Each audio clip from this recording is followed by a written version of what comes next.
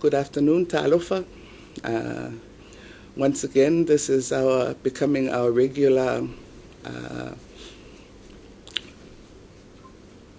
public statements on the workings of Cabinet and some of the activities of government in the past week, or current issues that have arisen.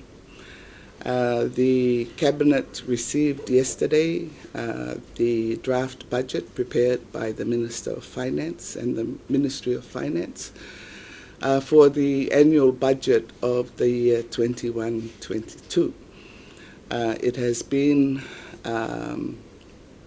prepared with the hope of tabling the budget in later this month. It has been determined, now that Cabinet has had the opportunity to review the draft prepared by the Minister and her Ministry, that the budget will be tabled on the 14th of September, which is the date that has been set in consultation with the Honourable Speaker. It is important that the budget is approved and passed by Parliament at the end of September, so that the budget processes and the workings of government can be returned to normalcy beginning in October, to take us through to the end of this financial year, which will be June 22. I wish to acknowledge the work that has been done by the Honourable Minister of Finance and the Ministry of Finance in bringing forward this budget. As an incoming administration, we've used the time available to us to review the preparatory work that had been done by the Ministry in the normal processing of the preparations of the budget, but also to ensure that some of the priorities set by the incoming government can begin to be introduced during this budget. Cabinet, we're very pleased to receive the draft budget yesterday. Once that Cabinet had been able to review the budget, the heads of ministries and other agencies of the government were then called in so that jointly, as an administration moving forward, that everyone understands where the preparation, especially for the budget, is at. Of course, as in the past, the practices, the details of the budget will then be made public once it's been tabled on the parliamentary agenda. The second matter I want to speak to briefly has to do with an open letter that has been published, I think, in the last week from some members of the public service raising concerns about the security of their jobs. My office has now received this letter, and I would like, as it is addressed to me, I would like to have the time to review the substance of the letter and to make the appropriate responses. The letter was an open letter. It has been out in the public prior to its arrival to my office, but I think it's only right that now it has arrived to my office formally, that I would like to take the time to review and make the appropriate responses.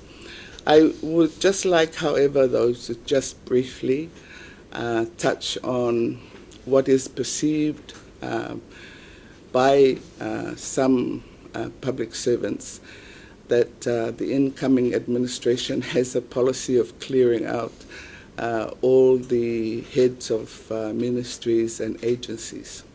I would like to make it quite clear through this publication that that is not the intent of this new administration.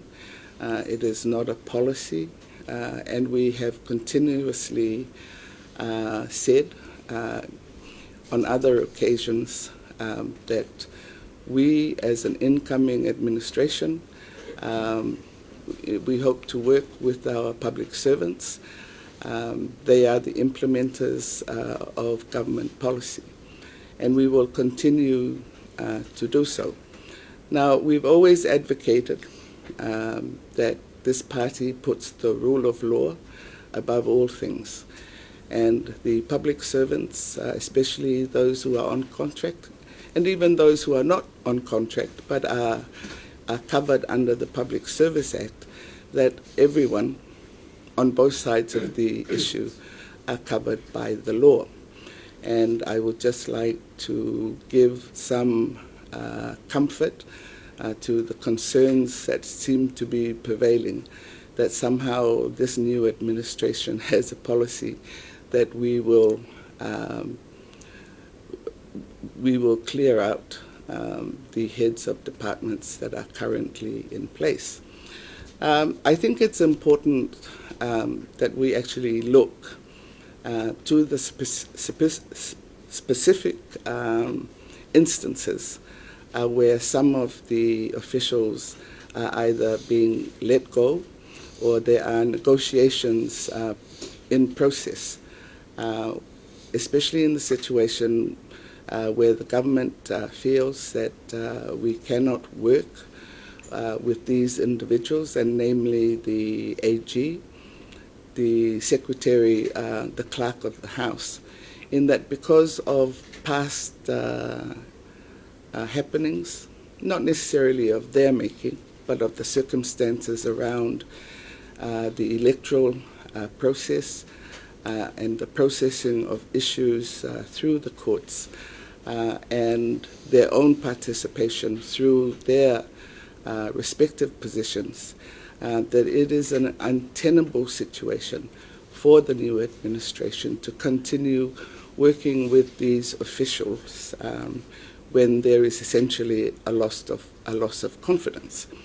Now, these matters are being processed duly, and we have always advocated for the rule of law, and we want to assure the public service that all of us, we are mandated, and we do have our particular rights as public servants. So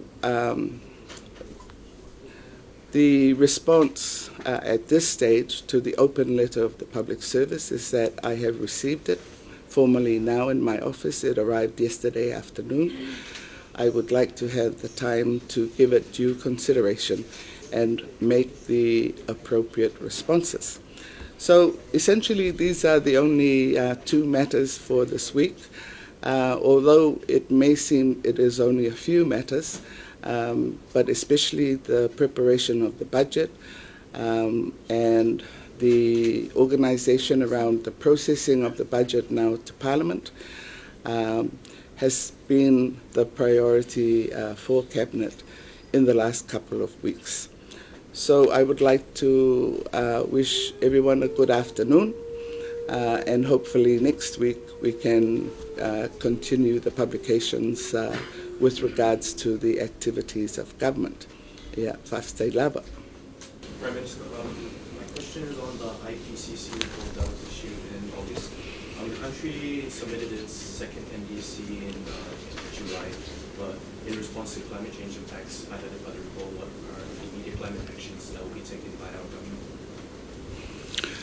government? I think our commitment is still the one that we made earlier, to be 100% renewable energy in the electricity sector. Only 2025 foot. Yeah. So I think we're still with that commitment. I actually haven't seen the details of the latest commitments made by us. But I think along, the regional approach has been, we're holding on, to the 1.5. We're meeting our commitments with emissions, which is not difficult. But, it still doesn't hurt that we do that. But more to the point is what actions we are taking for not only mitigation but also adaptation. So the mitigation part, requires active engagement, whether it's government policy, government action, but also, the general population.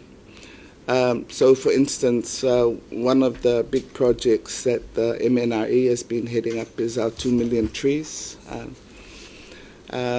So I think we need to also step up what our actions are, especially around the protections of natural resources, because essentially that's the renewable, whether it's for energy purposes or, water or so forth. So climate activists in the Solomon Islands recently challenged world leaders to bring COP to the Pacific. Do you think this is possible? Yes, I mean, we've, the Pacific has hosted some significant world conferences.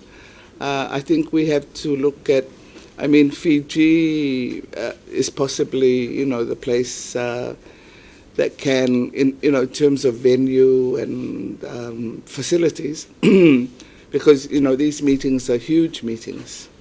So it can be done. But I think the difficulty is with the uncertainty of the COVID. But aside from uncertainty of COVID, do you think Samoa would consider hosting such an event? It would not be our priority at the present time. I'm not sure that our sort of economic base, whether we can afford that. So I think we really do have to prioritize. It would be a good thing to do, but whether we can do it and do it well is another thing.